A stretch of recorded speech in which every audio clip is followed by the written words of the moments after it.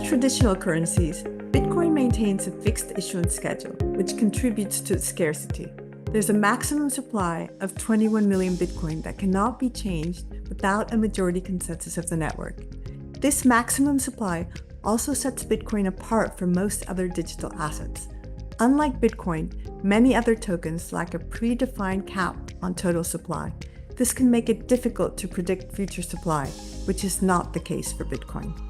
A backdrop of record levels of monetary and fiscal stimulus has led more investors and users to view Bitcoin as an insurance policy that may provide protection against unknown consequences.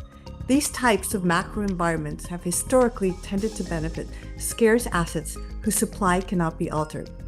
In the digital asset world, Bitcoin's rule set, historical precedents, and decentralization make a compelling case as the ideal hedge for some of the potential headwinds facing the legacy financial system.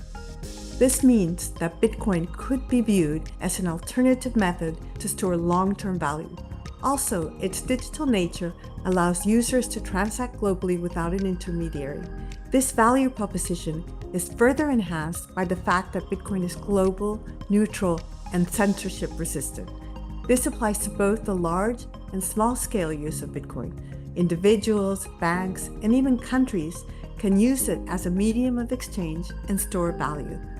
Given its two value propositions as a store value and medium of exchange, Bitcoin can be understood as a monetary good. A monetary good is defined as a good that is valued for its tradability rather than its consumption or use. Bitcoin has several good qualities of money, combining the scarcity and durability of a hard commodity with the ease of use, storage, and transportability of fiat money. Its value comes from its ability to fulfill the characteristics of a monetary good compared to traditional alternatives. Bitcoin's supply cap is underpinned by two important features, both of which make Bitcoin unique. The first is Bitcoin's decentralization. No single entity owns or controls Bitcoin or its governance rules. The source code can only be changed through the consensus of network participants. The second feature is that Bitcoin is censorship resistant because no singular body owns or controls it. Because the network has no geographical boundaries, it would be difficult for a nation state to assume control or regulation of the network and the core Bitcoin code. As the first truly scarce digital asset, Bitcoin also enjoys network effects, which it has maintained over time. Many investors are familiar with the power of network effects, where the value of a given network increases exponentially as the number of its users grows. If investors are seeking a digital asset as a monetary good with the ability to act as a store of value, then they may likely choose the one with the largest and most secure, decentralized, and liquid network.